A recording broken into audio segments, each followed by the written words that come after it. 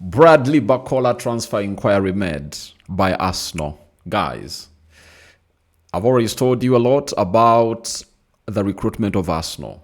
It's now going to levels of really getting things right that they never really got right, or that they got wrong during the recently concluded summer transfer window. Now, we are talking Bradley Barcola, we are talking Nyoe Lang, and we are also talking a very huge topic about a player that was linked to Arsenal, Liverpool, but ended up at Man City. That is Marc Guéhi, and we need to know exactly how much was spent on him and how he will obviously find himself recouping a lot of money from his transfer from Crystal Palace to the side of Manchester City. Smash the like button, comment and share. If at all you're watching us for the very first time, endeavor to subscribe to this channel so as not to miss out on stories that we do upload in here on a daily. Rokani David is my name. Right? And hope you guys are really having super fun wherever you are. And just continue to subscribe to this channel. You know where we're going. We want to hit 29,000 subscribers. And at the look of things, we are soon hitting 28,100, and we are left with 42 subscribers to hit 28,100, and that really calls us to subscribe and see to it that we really hit that number, that magic number. But after subscribing, go ahead and really hit what we call the notification bell. Why is hitting the notification bell very important? Every time I upload a video, you will get notified about this. I tell you, every time I upload a video, you'll be notified about this. You understand? So let's go eyes and talk about Barcola. Story coming in through from Grammy Bailey, and he's telling us that Arsenal and Liverpool are among the sides to have inquired about PSG winger Bradley Barcola. The 23-year-old is considering his long-term future. Intermediaries have been doing work and engaging with suitors ahead of the summer and have had talks with various clubs. Now, I'm going to talk about Barcola on the side of Arsenal, on the side of Liverpool. Then we will obviously come up with a very, very interesting video. Now, Barcola is a 23-year-old French player. He can play as a left forward, right forward. He can also lead the line. And that is the first attribute, I think, why Arsenal are hugely interested in this guy. That's why Arsenal are hugely interested in this guy known as Bradley Barcola. Why? In a team of Arsenal right now, you cannot come out and obviously sign a player who plays in only one position. You have to get in a player who is really multi-purposeful. As I told you that in the summer of 2025, I think it's only Mosquera who can play as a right back too. I think it's only Victor Gyökeres that can only play as a center forward and plays only in one position. But most of the players that Arsenal went ahead to bring in have gone ahead to obviously show huge potential in playing in what we call multiple positions. Let's name them. Noni Madueke. He can play as a right forward and a left forward. Hincapi. He can play as a left back. He can play as a central defender. Zubimendi. He can play as a number 8, as a number 6, and as a number 10. Tokov Nogard. He can play as a number 6. He can also play as a central defender. Ebelechi Eze. He can play as a number 8. He can play as a number 10. He can play as a left forward. He can also lead the line. He can play as a right forward. You understand? The other player they brought in through was, I think Kepa Zebalag obviously is a goalkeeper. And there is one I've forgotten to obviously name, because they brought in close to 7 players. Hincapi, Mosquera, Zubimendi, Nogard, Gyökeres, Eze, and Kepa. Those are the 7 players. Now, Arsenal is following the same. Arsenal is following the same what? Is following the same script, and they're looking at Barcola, and that's why they are 100% in for him, and they've gone ahead to make that transfer inquiry about him. As for the club of Arsenal, they'll need another left forward, who can really do the needful. And if you're looking at him, he has a Martinelli pace in him. He's a fast player. He's a better dribbler than Martinelli. He's a better finisher than Martinelli. And he creates chances if you've seen him play at France and PSG. You understand? And Arsenal, as I've already told you, they need another different mold of a player off the left or the right who is good at really taking down players, like roasting them and skipping past them. That is it. If they can't, then I think next season it's going to be really hard for them, because Arsenal is going to win the Premier League. I tell you, no team is going to stop them from winning the Premier League. And teams obviously going to make it hard for Arsenal, meaning that if you are to go ahead and really also find a solution to the hardships these teams are really planning to give you, all you have to do is go all out there and make a signing, like a Barcola kind of signing, because he acts well in tight spaces. He also acts well when the spaces are really there. So Arsenal need a profile of a player, in a Rafael Leao, in a Barcola, or a Rodrigo. Such kind of players that when the teams are really making it hard and compact, for Arsenal to go through them, this player can use his skill to skip past these players and obviously do the needful. And the other player that I think is obviously going to be important for Arsenal next season is going to be Max Doman. If he ever improves on his end product, I think no forward at Arsenal can skip past players like that guy. He has the skill, and he is really fast, And I was somewhere and I told people that if Max Doman does what he's supposed to do and his improvement or development really goes as to plan, in the next 2 years, he's going to be the first choice right forward for the club of Arsenal. He will outsit Bukayo Saka and Noni Madueke, I tell you. Because he's that kind of player that a manager cannot really put on the bench, provided he's doing right things. And do you see him doing wrong things? I don't think so. The only problem is that he's still young and he wants to entertain a lot. Yet he needs to take in that, it's called what? That business kind of game in himself, And I cannot blame him because of the age. I know exactly what is running in his mind. But all in all, we pray to it that it really goes on well as planned. So guys, that is it for the side of Barcola. But Arsenal are really interested in obviously getting him to that club. Transfer inquiry has been made. He's not coming in through in the January transfer window, right? He will be looked at by Arsenal during the summer transfer window, right? And the price, I think he won't exceed like 50 million euros or 60 million euros. And I think that will be a bargain for the club of Arsenal. And at PSG, the player wants to leave, as this season, he's not getting any ample playing time like he got in the season of 2024-2025. And they are really looking at options. I've gone ahead to see them look at players like Marcus Rashford, because Marcus Rashford is at Barcelona and really performing well.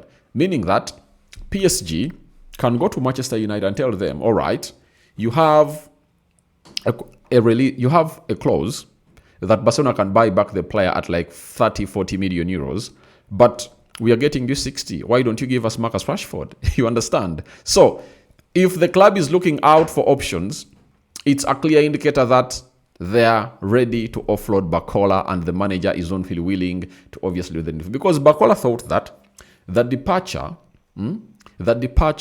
of a player called Kylian Mbappe would have gone ahead to give him a luxury to get to the starting 11 of PSG. But when you look at the starting 11 of PSG, my dear, the manager is not really giving Barcola what he really deserves. You understand? The manager is not really giving him ample games to start, and it's the World Cup, and he might miss out on certain games. Though sometimes he comes in through and starts alongside Dembele and Doe. But remember, they do have Goncalo Ramos. Sometimes he starts. Kiva, when Kvaratskhelia is there, obviously, there is no way he gets into that starting 11 of PSG, and he wants to be a starter. But the big question is, will he command a starting position at the club of Arsenal where he's coming in? Or he wants to come in through here to get what we call more shine. Because when you're playing at Arsenal, it speaks more volumes. When if you come in through and really play some 30 minutes and you really perform, the world will understand, And maybe he's like, Enrique is not a manager who really puts in players on merit, and he is practicing what we call favoritism. And for Arteta, he doesn't practice favoritism. He really puts out players on merit. If Barcola feels that he's ready to come in front of us to put in a very huge shift, I think it can help him around and turn around lots of things at the club of Arsenal and really say, I'm the man. Now, let's continue to Liverpool. Oh, but before we go to Liverpool, who will leave? I think on either Trossard or Martinelli, one will leave.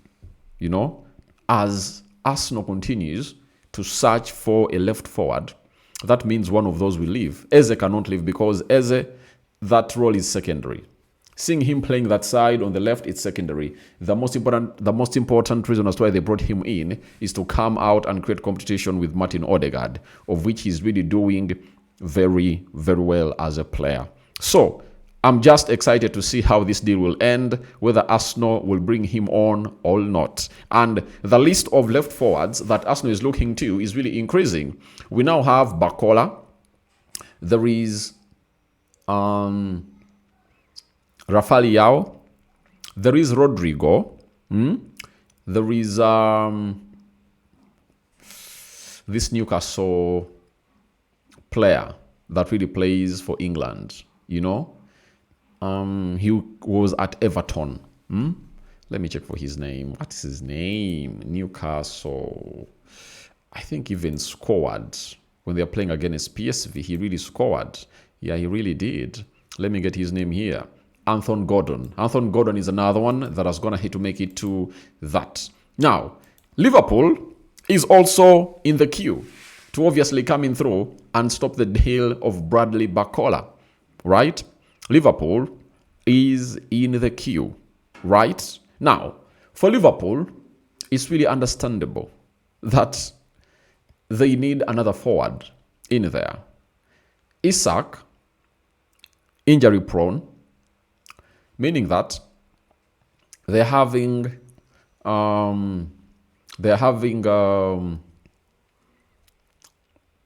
only left with Ekitike as the number 9 and Cody Gakpo, who can obviously come in through and obviously try out something there, right? But Barcola being a versatile player who can play as a right forward and left forward, there is no way you can't come out and really rule it out. Liverpool making inquiries is really very important. Mohamed Salah is one of those players that it's said in the summer he might say his goodbyes for the side of Liverpool. You understand? And start his career elsewhere. Now, we all know to it that there has been a pending interest from PSG, for Mohamed Salah. You get? And you never know. They might really find it very easy and obviously make a swap. And they're like, get us Salah, we get you a player called Barcola. It's really very possible. So the club of Arsenal needs to really act right. But I really trust Andre Bata that he will obviously get these deals done, and he'll need one out of these many that are really increasing on this list. There is also Malik Fofana. Arsenal wants him, and even Liverpool is also wanting him. He's also a left forward who is really better, I think, than Barcola to me. And if I'm Arsenal, I'd rather go in for Malik Fofana. Why? I think he's still young and he's into that learning curve. When he comes through at Arsenal, he won't obviously come in and command for that starting position. But I think Barcola will come in through with a lot of pressure because his performances are really very exciting, and no manager who would like to not have Barcola on the field of play. And what he brings on the pitch is totally exactly what Arsenal want. And I think he fits well in the system of Arsenal and the system of Liverpool. And Barcola can fit in any system, guys. I tell you, Barcola can fit in any system. So, I'm here to wait and see where this player will go. But I think if Barcola wants to get in ample playing time, I think Liverpool have adequate space for him than at Arsenal. You get? Arsenal, he will need to up his game or to bring up his A++ game to really stop this side from really doing the needful, like getting on the bench. But Arsenal's obviously going to have to have a DNA of very many French players that are going to have to succeed as compared to Liverpool. Because when you're a player, you look at all that. Because you need to be that special caliber of player who can obviously come and really break that that curse, you know? Like at Manchester United, I think Amadi Diallo is the first African player to come in through and break that curse that has been at Manchester United, that African players don't thrive at the side of Manchester United. You know, I think Amadi Diallo, Eric Bailly came in through, but injuries went ahead to affect him a lot. And he couldn't obviously live up to the expectations, but he had really ticked the box, and everyone had obviously gone ahead to give him kudos. And it was like, he is supposed to be the central defense of Manchester United, Eric Bailly, right? But Amadi Diallo, indeed. Bryan Mbeumo is really doing the needful. And it's not Bryan Mbeumo that broke it. It's Amadi Diallo that did. When you look at Arsenal and Liverpool, Liverpool has not had very many French players that have gone ahead to come in through and really thrive at Liverpool. But at Arsenal, you know it very well. Emmanuel Petit, Nicolas Anelka, Thierry Henry. You'll talk about Patrick Vieira, Samir El Nasri, Bakli Sanya. They've really had a couple of French players that have gone ahead to come in through and really shine. Loreko Sienli, you understand? Saliba is now really ticking all boxes, and he's one of the French players in there for you. And when you look at Liverpool, do they really have a French player there? Because when you look at Alson Becker, not a French player. Conor Bradley, Frimpong, not French. Kakezi, Anderson, no French player. Oh, there is Konate. So I think on either sides, he can obviously find a very huge hospitality there. But I think the French blood, all the French success, flows so much, all bubbles so much at Arsenal than how it's bubbling at the side of Liverpool. I think so. So let's wait and see how things pan out for a player known as Barcola in there. And we don't know where he will end up. But obviously, we know that these clubs are really in need of his services. Now, from Barcola, we obviously head to Man City. James Pierce has told us that claims that Marc Guéhi would cost just £20 million are misleading. Sources close to the deal claim that City also paid a sizable agent commission, while the defender's wage demands are understood to be around £300,000 per week, amounting to £85 million in salary alone. So, 300 million, 300,000 times 12, that is how much? No, 300 per week times 4, that is 1.3 million pounds. Now, if that is in 1 month, so if you're to get the length of the contract of this guy, then you have to get 88.5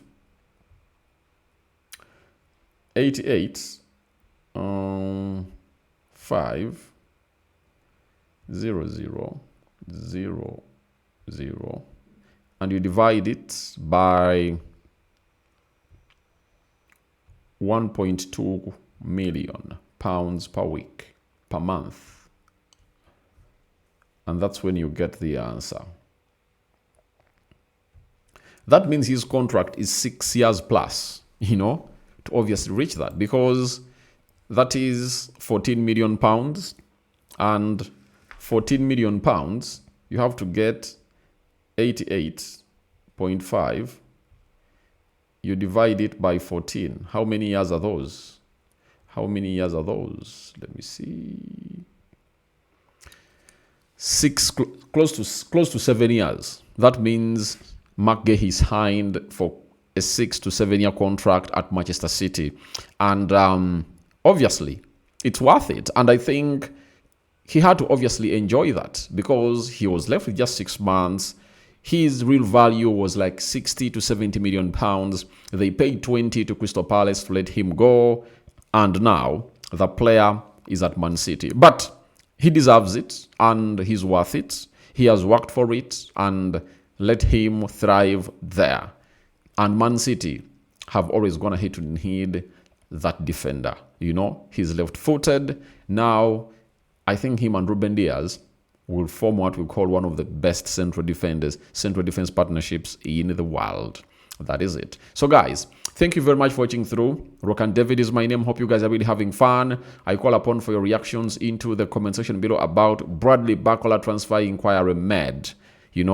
Bradley Barcola transfer, or Bradley Barcola to Arsenal or Liverpool transfer inquiry made. What are your thoughts about it? Who will win this? Who will win this? Because these two teams are really doing wonders, and spending money has never been their problem, So we wait to see who wins the rest, but don't forget to subscribe, because we need to hit 29,000 subscribers. Please, lower left bottom corner it is, smash the black button that has the word subscribe. After smashing it, hit the notification bell. That will enable you get notified every time we upload a video onto this channel. Second video it is, we here, and more is coming in through. Match preview of Arsenal and Man United will be loading, but I want to come in through after Arteta does the presser.